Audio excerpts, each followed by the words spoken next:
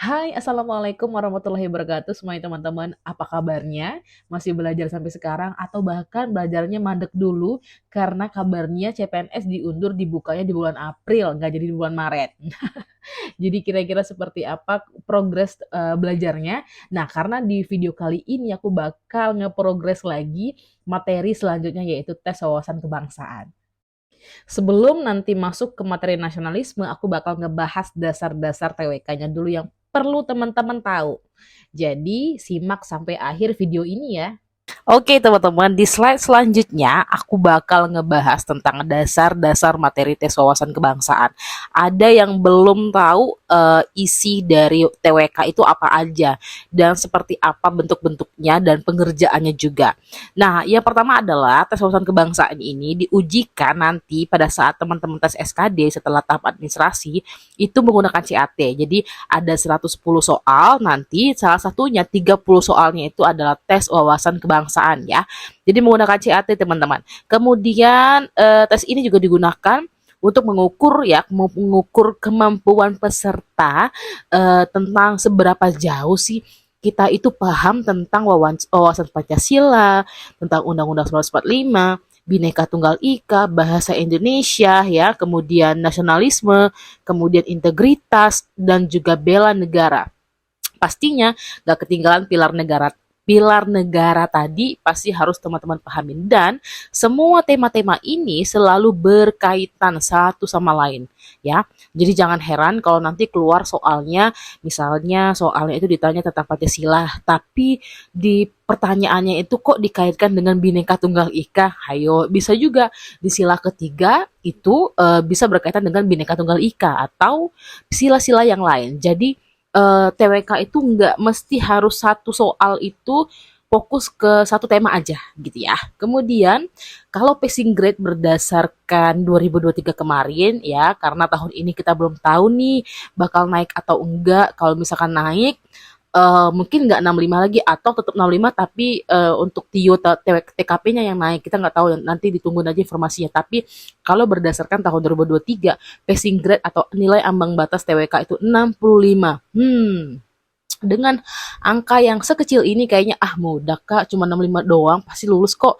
Soalnya itu ada 30 dan 65 itu adalah angka yang lumayan tinggi menurut aku dengan bentuk soal yang sudah full penalaran dan banyak soal-soal yang buat kita itu kadang bingung mengkaitkan tema-tema yang ada di TWK.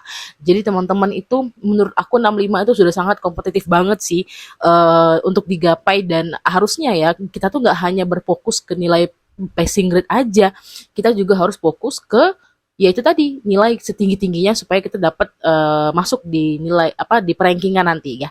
Kemudian poin selanjutnya adalah berdasarkan pengalaman para peserta CPNS, soal-soal TWK ini mulai mengalami pergeseran ya. Jadi dulu itu masih ada mode-mode hafalan. Tapi sekarang sudah mode soalnya itu menuju full penalaran ya. Jadi dengan full penalaran ini teman-teman dianjurkan, aku kasih tahu juga, teman-teman bukan hanya menghafal, tapi betul-betul paham. Paham dan hafal tuh beda. Kalau hafal itu kita belum tentu paham, tapi kalau paham sudah pasti hafal.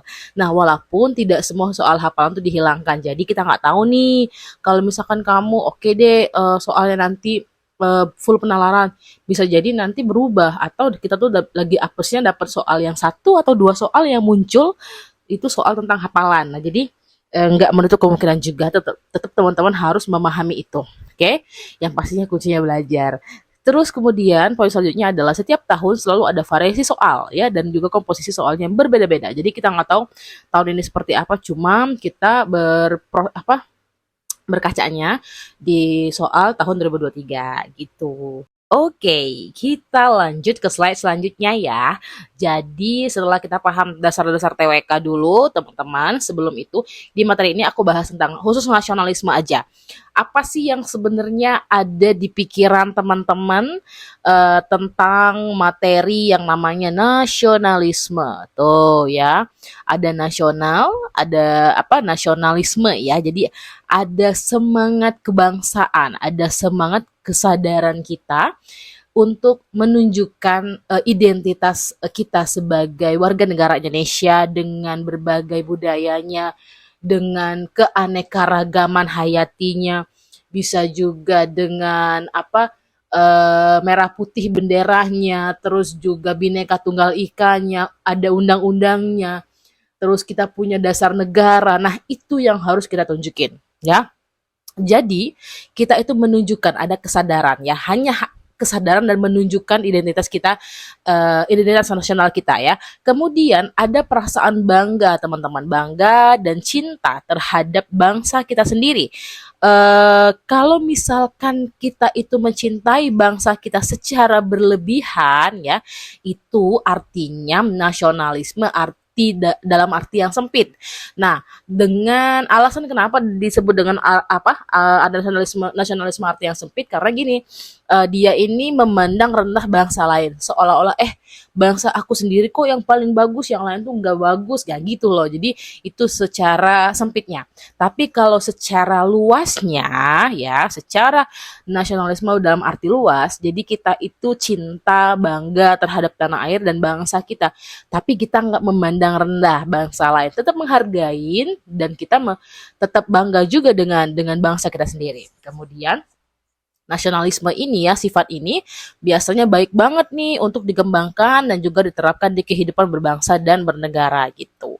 Terus juga nasionalisme ini biasanya sangat-sangat erat banget teman-teman kaitannya dengan kesadaran untuk mencapai tujuan bangsa dan negara. Jadi niat dan juga tindakan dengan tetap mempertahankan identitas asli kita. Kemudian ada yang namanya istilah patriotisme, ada juga yang namanya cinta tanah air. Kalau misalkan berkaitan dengan sikap perilaku, biasanya kalau misalkan patriotisme dan cinta tanah air ya, ini sering banget berkaitan dengan sikap perilaku yang timbul dari hati seseorang warga negara ya untuk mengabdi, memelihara dan melindungi tanah airnya. Seperti itu. Jadi jangan bingung lagi kalau nasionalisme itu seperti apa, ada bagaimana kita menunjukkan rasa cinta kita terhadap bangsa kita sendiri. Identitas kita harus tunjukkan kalau kita itu bangga dengan semua yang ada di Indonesia, yang baik-baiknya aja gitu.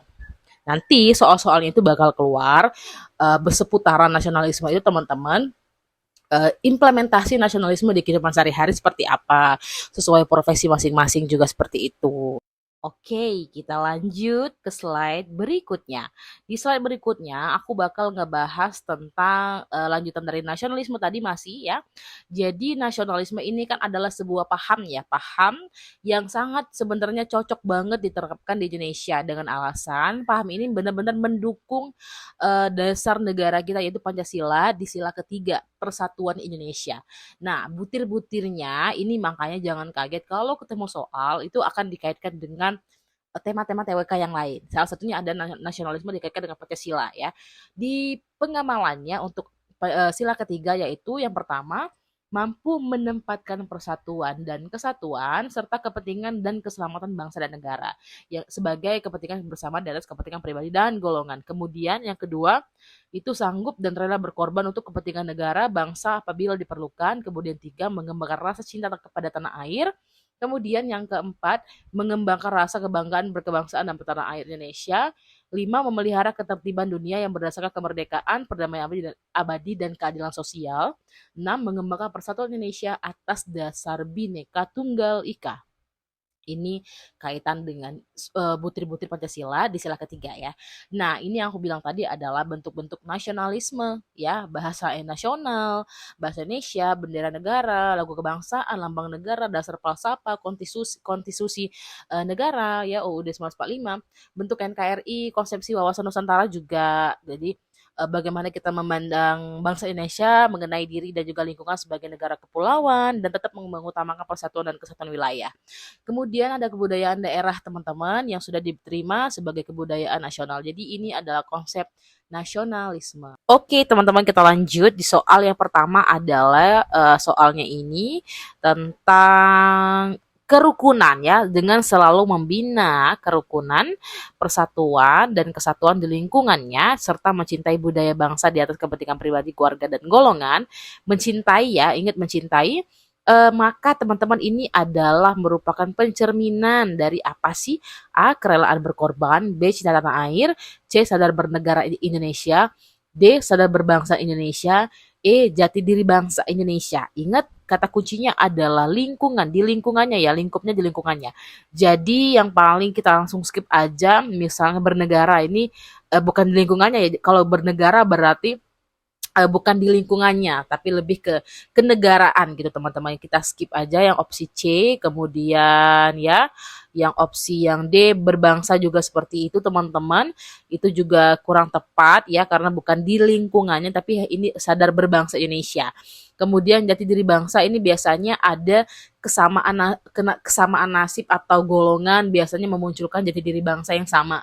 Ini juga kurang tepat, kaitannya di sini adalah bagaimana cerminan dari membina kerukunan ini tapi di lingkungannya ya, dengan mencintai budaya bangsa di atas kepentingan pribadi. Kalau rela berkorban ini biasanya berhubungan dengan bela negara.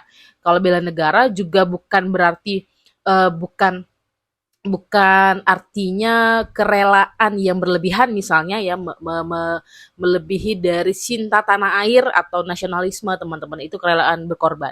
Jadi yang paling tepat itu adalah yang B. Kita lihat jawabannya bener nggak tuh. Jadi kalau misalkan yang B, karena di sini dibahas adalah membina kerukunan, persatuan dan kesatuan. Jadi atas dasar cinta. Di sini sebenarnya udah ada clue-nya ya, ada clue-nya mencintai budaya. Jadi karena cerminan dari cinta tanah air. Oke.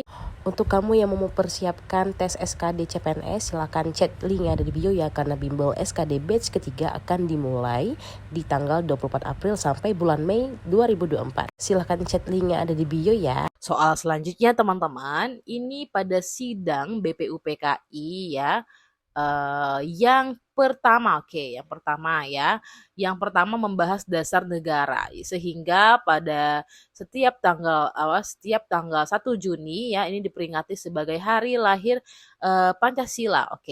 Sebagai warga negara yang memiliki ya rasa nasionalisme, kita dapat melakukan apa sih? Jadi ini ada kaitannya dengan Pancasila ya, hari lahir Pancasila.